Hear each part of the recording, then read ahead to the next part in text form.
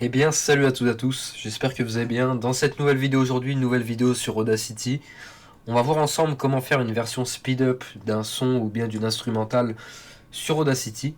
Donc c'est parti directement. Donc le but, ça va être de faire une version speed-up, donc une version accélérée, tout en gardant le son le plus propre possible. Donc je vais vous montrer ça sans faire un son qui est un peu inaudible, juste parce qu'en fait il y a beaucoup de moyens d'accélérer une musique en soi. On peut faire ça par exemple avec CapCut et extraire le son ensuite, mais ça va pas faire un son super propre. Là, le but, c'est avec un logiciel de base, faire, on va dire, un banger. Voilà, on peut dire ça comme ça. Donc, je vais te montrer ça. Donc, on va déjà tout sélectionner sur le son. Au passage, quand je dis tout sélectionner, toi, c'est peut-être juste un endroit, donc tu sélectionnes avec ton curseur si c'est juste une partie du son. Pour ma part, c'est tout, donc on va venir tout sélectionner. Alors, ce qu'il faut savoir, c'est que le son, je vais juste vous le faire écouter avant. C'est une prod un petit peu old school.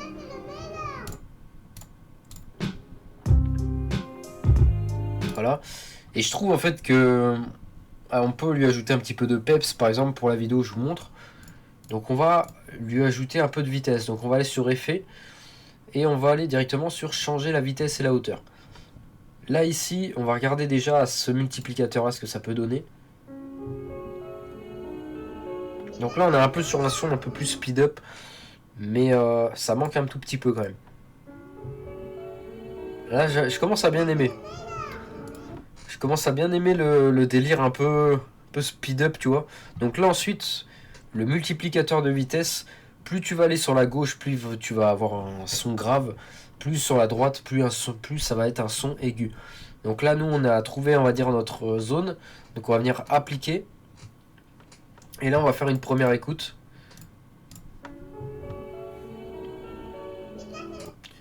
On va venir écouter là. Donc franchement c'est vraiment propre, mais je me dis on peut lui ajouter un petit peu d'aigu quand même. Donc là on va refaire tout sélectionner et on va aller dans effet, dans changer la hauteur, et là on va venir lui ajouter des aigus. Donc c'est pareil, l'aigu c'est à gauche et la grave c'est à droite. Si je fais un son, là vous allez voir que ça va vraiment sortir grave.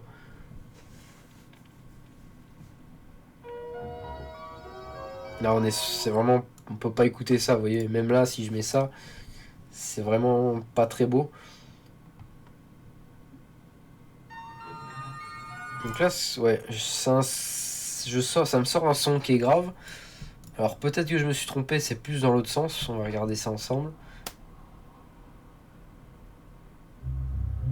Ouais, c'est ça. Donc un son grave, ce sera sur la gauche, et un son aigu, ce sera plus sur la droite.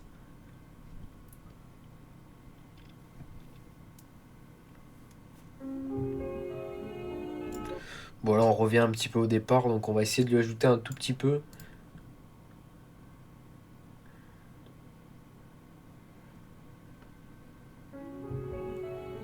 On commence à être vraiment pas mal.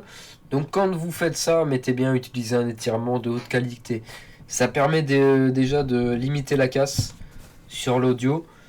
Ça permet d'éviter d'avoir un son un peu trop qui craque. Donc ça, je vais garder cette donnée-là. Comme ça, au moins... Ah ouais, mais c'était pas celle-ci, c'est celle-ci qui bouge. Je vais garder cette donnée-là, comme ça on a notre point de repère si jamais on part trop loin.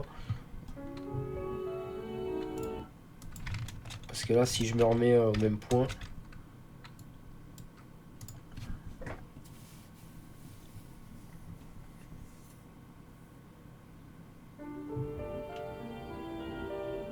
Après là ça commence à être vraiment un peu trop aigu là, quand je commence à partir. En fait ouais, je fais vraiment garder un peu ce son parce que automatiquement quand je vais speed up, tu vois ça saccage un peu la prod. Donc on va essayer de garder cette zone là.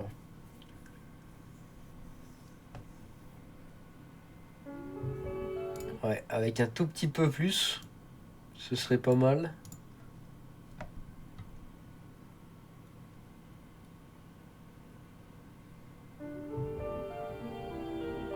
Ça c'est pas mal. Donc là ensuite on va faire appliquer, donc on coche bien cette case là. Et là ensuite l'exportation va se faire, donc ça va modifier votre son. Donc là on voit, on a 3 minutes de temps restant, donc on se retrouve juste après. Donc là ça vient de se terminer.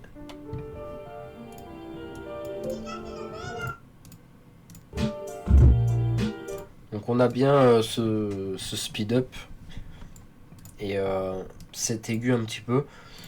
Donc après vraiment si je trouve que mon son n'est pas très bien, je peux toujours le normaliser. Ce qui va l'améliorer un petit peu. Voilà. Donc c'est vraiment pas mal. Hop.